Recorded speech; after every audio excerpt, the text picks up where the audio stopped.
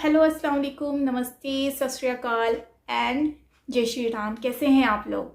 I hope आप लोग बिल्कुल ठीक होंगे और मैं भी बिल्कुल ठीक हूँ। आज हम रिएक्शन देंगे। एक वीडियो है that is India to spend 1.3 lakh crore rupees more on new fighters jets. और इस वीडियो पे आज हम लोग रिएक्शन देते हैं और देखते हैं कि ये वीडियो कैसी होने वाली है। और वैसे न्यूज़ तो बहुत अच्छी आ रही है। सो बिना देरी के चलते इस वीडियो की तरफ रिएक्शन देते हैं। सो उससे पहले अगर आपने मेरा चैनल सब्सक्राइब नहीं किया तो कर दो और बेल आइकन को ज़रूर प्रेस कर देना ऑल नोटिफिकेशन पे, ताकि ऑल न्यू वीडियोस के जो नोटिफिकेशन है वो आपको मिलते रहे। सो चलते वीडियो की तरफ, लेट्स स्टार्ट।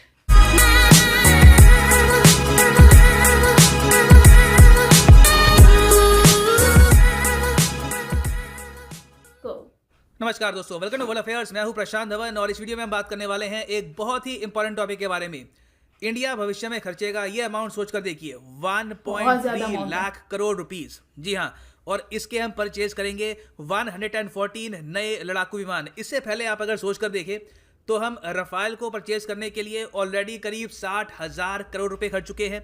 फिर जो तेजस की हाल ही में डील हुई है उसकी डील भी आप कह सकते हैं रफली 50,000 करोड़ के आसपास की है, तो 1,10,000 करोड़ ये ऑलरेडी हो गए।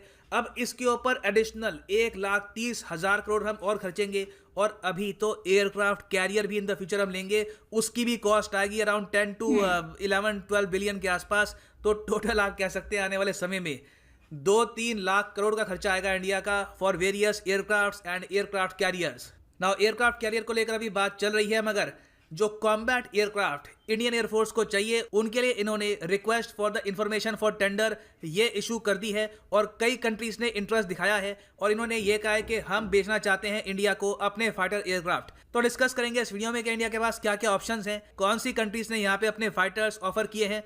बहुत कुछ आपको जानने को मिलेगा। So a lot to know, a lot to discuss as always. But before we begin, एक क्वेश्चन मैं आपसे पूछूंगा। Star Track air defence system ये हाल ही में बहुत ही ज़रा न्यूज़ में था। आपको सिंपली यहाँ पर ये बताना है कि इस एयर डिफेंस सिस्टम का ओरिजिन किस कंट्री में हुआ था। Basically star Track air defence system किस कंट्री का है? साउथ कोरिया, यूएसए, स्वीडन या फिर यूनाइटेड किंगडम? कमेंट सेक्शन में करो आंसर। सही आंसर मैं आपको दूंगा वीडियो के एंड में। और आप किसी भी एग्जाम की प्रिपरेशन कर रहे हैं, whether it is UPSC, SSC, bank, any examination, IIT, any exam, simply जाओ unacademy.com पे, क्लिक करो अपने एग्जाम पर। For example UPSC, get subscription, और यहाँ पे आप 6 मंथ का कोर्स भी परचेज कर सकते हैं फॉर यूपीएससी प्रीलिम्स। मगर जो प्राइस यहाँ पे लिखा है, डू नॉट पे this price, use the code PD10 और आपको मिलेगा सीधा 10% discount. So use the code PD10 and save money because PD10 means discount. Now first of all आपके माइंड में क्वेश्चन आएगा कि वेट, सो हम रफाल ऑलरेडी ले चुके हैं, बीच में हमने अपाचे हेलीकॉप्टर, चिनूक हेलीकॉप्टर्स, उसके अलावा हमने फ्रिगेट्स परचेज करी हैं, सबमरीन्स हम बना रहे हैं, इतना सारा डिफेंस इक्विपमेंट हम परचेज कर रहे हैं। क्या हमको इसकी नीड है? तो इसका आंसर है बिल्कुल। जो भी हम डिफेंस इक्विपमेंट परचेज कर रहे हैं ये इंडिया की बेसिक नीड में आता है। ये एक प्राइस है जो हमको पे करना होगा एक ऐसे रीजन में रहने का जहां पर 2 मेजर कंट्रीज हैं, 2 न्यूक्लियर पावर कंट्रीज हैं और दोनों से इन द पास्ट हमारी वॉर हो चुकी है। और एक तो देश है चाइना जो आज भी कोशिश कर रहा है कि इंडिया को प्रोवोक करे लद्दाख के आसपास, अरुणाचल के आसपास। तो अगर हमको शांति से रहना है, अगर हम चाहते हैं कि पीसफुल तरीके से बॉर्डर के अंदर हम तरक्की कर पाएं, तो उसके लिए बॉर्डर्स को स्ट्रॉन्ग करना होगा। We must prepare for war in order to live in peace. बाकी सब के अलावा आप अगर देखें तो ऑब्वियसली यहाँ पे ख्याल आता है कि अगर रीजन में पीस होता, अगर रीजन में यहाँ पे स्टेबिलिटी होती, तो ये सब billions and billions of dollars India, Pakistan और भी कई यहाँ पर देश हैं, ये सब लगा पाते on education, on infrastructure, on creating jobs. But the reality is जो आपका नेबरहुड है उसी के हिसाब से you have to prepare yourself. अब नेक्स्ट क्वेश्चन आपके माइंड में ये आएगा कि ठीक है, अगर फाइटर एयरक्राफ्ट परचेज करना ही है तो क्यों ना एक इंडियन कंपनी को फिर से ऑर्डर दे, लास्ट टाइम की तरह जैसे हमने 83 तेजस लाइट कॉम्बैट एयरक्राफ्ट का ऑर्डर दिया था टू HAL। फिर से सेम करते हैं। इस बार HAL को कहते हैं कि हम आपसे 114 एयरक्राफ्ट चाहते हैं। मगर देखो प्रॉब्लम यहाँ पर ये है कि even though light combat aircraft तेजस का जो लेटेस्ट वेरिएंट है जो हमने परचेज किया रिसेंटली, ये 4.5 प्लस जनरेशन एयरक्राफ्ट की श्रेणी में आता है और यहाँ पे आपको बिल्कुल high tech radar, high capacity data link, enhanced avionics, ये सब आपको मिलेंगे। मगर इंडिया आज के समय ढूंढ रहा है एक मल्टी रोल एयरक्राफ्ट जो तेजस से काफी साइज में बड़ा हो, जिसकी लोड कैरिंग कैपेसिटी ज्यादा हो। तो लाइट कॉम्बैट एयरक्राफ्ट तेजस का एक पर्टिकुलर रोल है इन द इंडियन एयरफोर्स, वो काफी हद तक वो पूरा कर लेगा। अब हमको एक ऐसा एयरक्राफ्ट चाहिए जो काफी हद तक रफाल जैसा हो, या फिर हो सकता है कि हम फिर से डसॉ का रफाल परचेज कर लें। मगर इंडिया के सामने ऑप्शंस बहुत सारी होंगी। कई कंपनीज हैं जो एरो इंडिया 2021 में, arrow India by the way एक बहुत ही इंपॉर्टेंट एग्जीबिशन है और ये एग्जीबिशन होगा इन बेंगलुरु। यहाँ पे आप देखोगे वेरियस कंपनीज अपने फाइटर एयरक्राफ्ट को डेमोस्ट्रेट करेगी, दिखाएगी in front of the Indian audience कि देखिए ये है best our country has to offer और आपको ये परचेज करना चाहिए फॉर योर इंडियन एयरफोर्स। तो इंडिया के सामने जो मेन ऑप्शन आने वाले हैं ये होंगे from American companies, Swedish companies, Russian companies और फ्रेंच कंपनीज। अमेरिका इंडिया को बहुत सारी ऑप्शन देता है। अमेरिका की प्राइमरली दो कंपनियां यहाँ पर, एक तो है बोइंग और दूसरा है लॉकहीड मार्टिन। मेरा यह मानना है कि मेन कंपटीशन यहाँ पर दो अमेरिकन कंपनीज बोइंग और लॉकहीड मार्टिन के बीच में ही होने वाला है। बोइंग यहाँ पे ऑफर कर रहा है F-18 सुपर हॉर्नेट। उसके अलावा जो F-15 फाइटर एयरक्राफ्ट है जिसका लेटेस्ट वेरिएंट F-15EX आ चुका है, ये भी इंडिया को ही ऑफर करेंगे। हाल ही में यूएस गवर्नमेंट से इनको अप्रूवल मिल चुकी है कि ये F-15 को ऑफर कर पाए टू इंडिया। तो ये तो ऑफर होगी हमको फ्रॉम बोइंग। लॉकहीड मार्टिन यहाँ पे हमको ऑफर करेगा F-21। F-21 आप कह सकते हैं एक अपग्रेडेड सा वेरिएंट है ऑफ F-16। नाउ यहाँ पे मैं ये बात क्लियर कर दूं कि ये जो नाम है यहाँ पर F-15 फिर F-16 फिर F-18, ये ऐसा नहीं है कि सिंस एक सीक्वेंस में है तो F-15 कमजोर होगा फ्रॉम F-18, ऐसा कुछ भी नहीं है। दोनों बिल्कुल अलग एयरक्राफ्ट हैं। F-16 और F-18 तो एक्चुअली अलग कंपनीज मैन्युफैक्चर करती है, तो जो यहाँ पर सीक्वेंस है उससे कंफ्यूज मत हो जाना। हर एयरक्राफ्ट अपने आप में यूनिक है, इट इज कंप्लीटली डिफरेंट और सारे एयरक्राफ्ट मॉडर्न हैं, दे आर अपग्रेडेड। तो ये तो है यहाँ पे अमेरिकन ऑफर। रशिया से जो ऑफर आएगा इसमें प्राइमरली हमको ये ऑफर करेंगे एक ना एक, हो सकता है कि सुखोई 34 या फिर सुखोई 35 हमको ऑफर करें।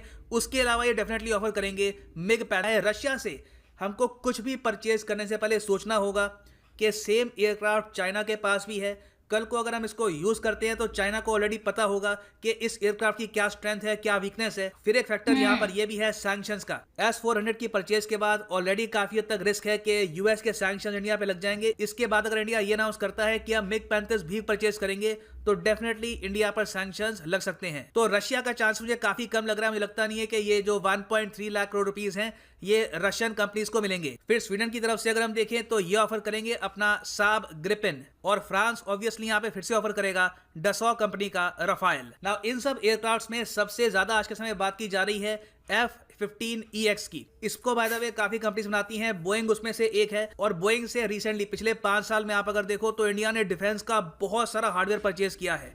ये मैं आपको अगर यहाँ पे दिखाऊं, अपाचे गार्डियन जो हेलीकॉप्टर है ये हमने परचेज किया फ्रॉम बोइंग। चिनूक हेलीकॉप्टर जो परचेज किए हैं ये भी है फ्रॉम बोइंग। जो C-17 ट्रांसपोर्ट एयरक्राफ्ट है ये भी हमने परचेज किया इस कंपनी से। जो P-8 पेट्रोल एयरप्लेन्स हैं जिसको हम पोसाइडन कहते हैं ये भी है बोइंग का। तो बोइंग का देखिए काफी कंट्रीब्यूशन ऑलरेडी है। तो इसलिए मैं कहूंगा पॉसिबिलिटी काफी हाई है कि इन द फ्यूचर अगर इंडिया अमेरिकन प्रोडक्ट परचेज करता है, जो अगेन जिसकी और कॉम्प्लिकेशंस है, अगर इंडिया एक अमेरिकन फाइटर एयरक्राफ्ट परचेज करता है तो मोस्ट प्रोबेबली वो होगा F-18 सुपर हॉर्नेट या फिर F-15EX। और ये जानते हुए दोनों कंपनीज लॉकहीड मार्टिन और बोइंग इन्होंने बहुत ही हैवी एडवर्टाइजिंग कैंपेनिंग भी स्टार्ट कर दिया विद इन इंडिया। जी हाँ, इससे फायदा क्या होगा?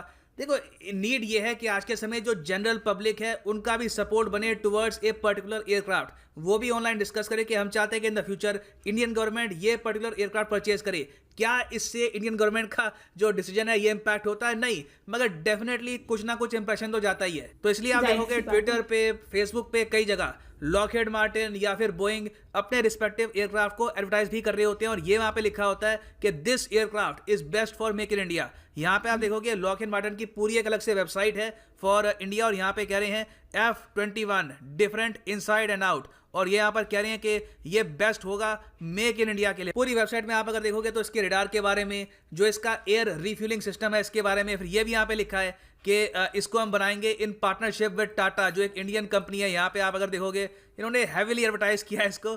सो इंटरेस्टिंग है, ये मैं पहली बार देख रहा हूँ यहाँ पर कि एयरफोर्स के लिए भी ऑनलाइन सोशल मीडिया पे इस तरीके से एडवर्टीजमेंट की जा रही है। और यहाँ पे आप देखोगे ये है F-21 लॉकहीड मार्टिन का। तो अब हम बढ़ते हैं बोइंग के F-18 पर। ये यहाँ पे है बोइंग का F-18 सुपर हॉर्नेट। ये देखो माना जा रहा है कि काफी फेवरेबल होगा इंडिया के लिए अगर इंडिया चाहता है एक ऐसा एयरक्राफ्ट जो हम एयरक्राफ्ट कैरियर से आसानी से टेक ऑफ कर पाएं।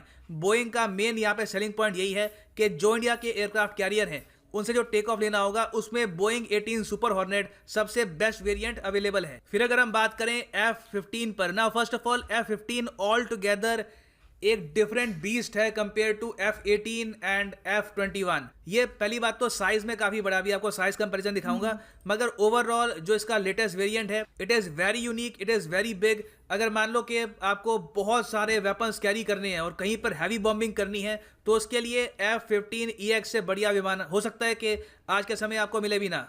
सो यहाँ पे आप देख पाओगे साइज कंपैरिजन है, ये है एक नॉर्मल F-16, ये यहाँ पे है FA-18। इसके भी दो वेरिएंट होते हैं, एक होता है AD, दूसरा है EF। ये EF जो वाला वेरिएंट है ये ऑफर किया जा रहा है इंडिया को। तो ये आप देखोगे ये F-18 का साइज है और ये है यहाँ पर मैसिव F-15।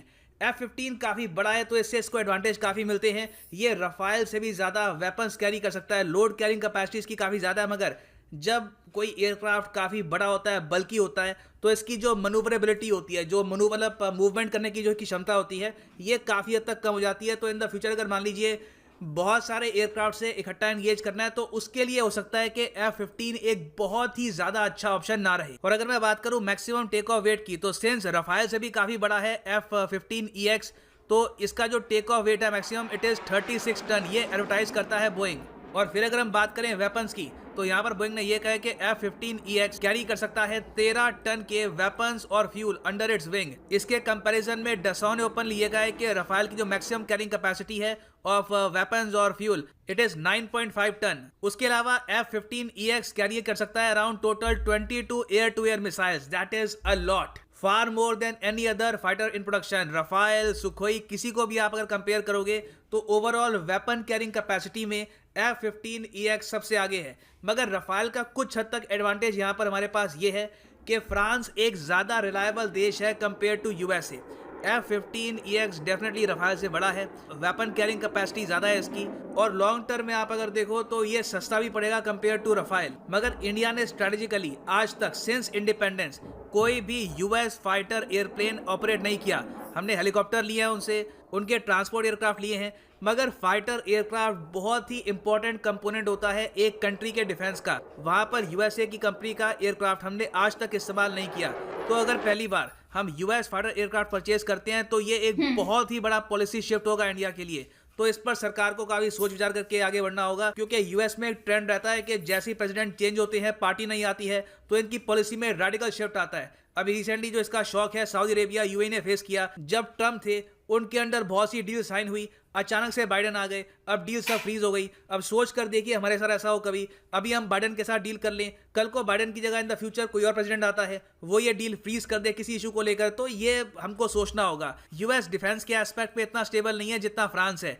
बाकी फिर जो स्वीडन का साब ग्रिपेन है वो भी देखिए काफ़ी अच्छा एक मल्टी रोल फाइटर एयरक्राफ्ट है। उन्होंने ये भी कहा है कि इंडिया में वो प्रोडक्शन सेटअप कर देंगे, मगर प्रॉब्लम वहाँ पर ये है कि साब SAAB ये जो कंपनी है स्वीडन की, ये लोग रेडार, उसके अलावा बहुत सा और इक्विपमेंट ये एक्सपोर्ट कर चुके हैं टू पाकिस्तान। तो ओवरऑल आप अगर सोच कर देखें तो फिर से डसॉ के रफाइल परचेज करना इंडिया के लिए काफ़ी अच्छा ऑप्शन रहेगा। अगर हम बात करते हैं स्टेबिलिटी की, डिपेंडेंस की, और इससे इन द फ्यूचर इंडिया और फ्रांस के रिलेशंस और भी ज़्यादा बेहतर होंगे। इस इशू के बारे में आपका क्या ओपिनियन है, आप शेयर करिएगा in the comment section below. किस पर्टिकुलर एयरक्राफ्ट को आप भी सपोर्ट करते हैं ऑन सोशल मीडिया या पर्सनली, इसके बारे में लिखिएगा ना। वापस आते हैं अपने क्वेश्चन पे कि star Track air defence system जो आजकल न्यूज़ में है, ये ओरिजिनेट किया गया था इनमें से किस कंट्री में। यहाँ पे आपकी ऑप्शंस हैं। सही उत्तर यहाँ पे है यूनाइटेड किंगडम। जी हाँ, यूके का है star Track air defence system, और इसको जिस कंपनी ने प्रोड्यूस किया है ये है थेल्स एयर डिफेंस। और ये जान लो कि थेल्स ग्रुप की आप अगर बात करोगे तो ये तो आपको मिलेगा फ्रांस बेस्ड, मगर जो थेल्स एयर डिफेंस है ये है यूके बेस्ड। और हाल ही में भारत डायनामिक्स जो है एक सरकारी कंपनी, इन्होंने एक एग्रीमेंट साइन किया है थेल्स एयर डिफेंस के साथ, जिसके अंडर स्टार ट्रैक की प्रोडक्शन होगी in India. So make in India defence को हर तरफ से आप अगर देखो मिल रहा है एक massive boost. And this is right now the end of the video. Thank you for listening and as always god bless you all. So guys, ये वीडियो थी वर्ल्ड अफेयर की, जिसमें 1.3 लाख करोड़ रुपीस, इतनी सारी अमाउंट जिससे ये लोग रफेल परचेज करने वाले हैं, रफेल पे स्पेंड करने वाले हैं इंडियन एयरफोर्स के लिए। और एयरफोर्स बेसिकली एक बैकबोन होती है एक कंट्री के लिए, कंट्री की सेफ्टी के लिए एयरफोर्स का बहुत बड़ा काम होता है, हाथ होता है। और इस केस में जो मोदी जी हैं, बेसिकली मैंने ये देखा है कि वो एज़ यूजुअल हमेशा ही कुछ ना कुछ कंट्री के लिए करते रहते हैं। और ये न्यूज़ निकल कर जब बाहर आई तो मैं शॉक्ड हो गई हूँ इस चीज़ पर कि जो है 1.3 लाख करोड़ रुपीस वो इस पर लगा रहे हैं, मतलब कि अपनी कंट्री को सेव करने के लिए, अपनी कंट्री के बॉर्डर्स को सेव करने के लिए। क्योंकि चाइना जैसी कंट्री और पाकिस्तान, और जाहिर सी बात है इनसे इनकी बनती नहीं है, और अनफॉर्चुनेटली नहीं बनती, और जिसकी वजह से इतना जो अमाउंट है उसको लगाना पड़ा है। वैसे तो पूरी दुनिया में जितनी भी कंट्रीज़ हैं उसकी भारत से बहुत अच्छी बनती है, लेकिन ज़्यादातर यही 2 कंट्रीज़ हैं जिनसे अभी नहीं बन रही इनकी। तो इनको अपने आप को सेफ रखने के लिए, अपनी कंट्री को सेफ रखने के लिए, लोगों को सेफ रखने के लिए, अपनी एयरफोर्स को ज़्यादा से ज़्यादा स्ट्रॉन्ग करने के लिए ये राफेल को जो कि ये एयर जेट वगैरह परचेज कर रहे हैं। सोचें अगर यही अमाउंट 1.3 लाख करोड़ रुपीस अगर यही एजुकेशन वगैरह पे, जैसे इन्होंने बताया, उन पर लगाते या किसी और चीज़ पर लगाते, इकोनॉमी पर, डेवलपमेंट पर लगाते, यार कितना आगे से आगे पहुंच चुके होते हैं। ये जो बना रहे हैं, चीज़ें बना रहे हैं, पावर, ये वो पता नहीं क्या क्या चीज़ें, जस्ट बिकॉज के नेबरहुड कंट्री जो है वो ऐसी है, उनका कुछ भरोसा ही नहीं है। सो अगर ये लोग ही, काश ही कंट्रीज सब एक साथ मिल जाएं, प्यार से रहें, मोहब्बत से रहें जैसे दूसरी कंट्रीज रहती हैं, तो इस तरह की सिचुएशन जो है वो हमें देखनी ना पड़े कि कंट्री में जो गवर्नमेंट है वो इन चीज़ों के बारे में ज़्यादा सोचे। लेकिन अब वही बात है कि गवर्नमेंट को भी सोचना पड़ रहा है अपनी कंट्री को सेव करने के लिए और अपनी एयरफोर्स को सेव करने के लिए। और रशिया की बात आ रही थी, तो फ्रांस और रशिया, सो फ्रांस मेरे ख्याल से तो ठीक है, फ्रांस का जो ऑप्शन है वो ठीक है, क्योंकि फ्रांस जो है वो ट्रस्टेबल भी है और फ्रांस से इंडिया के रिलेशनशिप भी बहुत अच्छे हैं। और स्पेशली जब कारगिल का हुआ था उसके बाद से इन लोगों का बहुत अच्छा एक जो रिलेशन है इंडिया का और ज़्यादा स्ट्रॉन्ग हो गया था। तो मुझे लगता है कि इंडिया का जो अच्छा फ्रेंड है वो फ्रांस और रशिया ही है, सो उन पर वो लोग ट्रस्ट कर सकते हैं।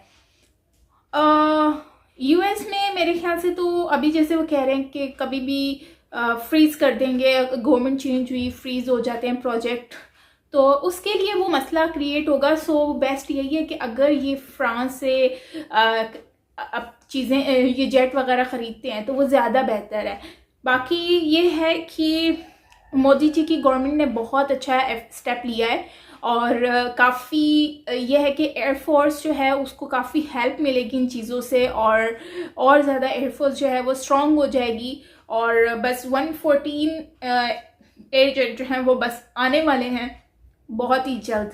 सो मुझे वीडियो अच्छी लगी, आई होप गाइस आपको अच्छी लगी होगी। अब दूसरी जो कंट्रीज़ के जो लोग हैं, गवर्नमेंट है, वो सोच रही होगी, उनको तो एक बार अटैक ज़रूर आया होगा कि यार ये हुआ क्या है। सो एक बात में ही जज्बात पलट गए, हालात बदल गए, भारत बदल गया। सो खैर न्यूज़ ही ऐसी है यार, मतलब कि अब लोग भी सोचेंगे कि अब हम क्या करें, हम लोगों को भी कुछ करना चाहिए, अब उनको टेंशन हो गई होगी। सो खैर ओवरऑल अच्छी बात है, इम्प्रूवमेंट होनी चाहिए, एयरफोर्स के ऊपर फोकस होना चाहिए जो कि इंडियन आर्मी गवर्नमेंट जो है वो कर रही है और आने वाले वक्त में और ज़्यादा करेगी और ये नीड भी है। और आई होप कि इंडियन लोग जो हैं इस खबर से बहुत ज़्यादा खुश भी होंगे और उनको आइडिया हो रहा होगा कि उन लोगों ने जो आज तक जो सोचा था बीजेपी को लेकर, आज उनकी गवर्नमेंट में ये सारी चीज़ें हो रही हैं। सो खैर ये थी हमारी आज की वीडियो गाइज, आई होप आपको अच्छी लगी होगी, मुझे अच्छी लगी है और काफ़ी इंटरेस्टिंग वीडियो थी, काफ़ी अंडरस्टैंड करने वाली वीडियो थी, इंफॉर्मेशनल वीडियो थी। सो मिलते हैं नेक्स्ट वीडियो के साथ, तब तक के लिए अपना बहुत सारा ख्याल रखिएगा, बाय बाय।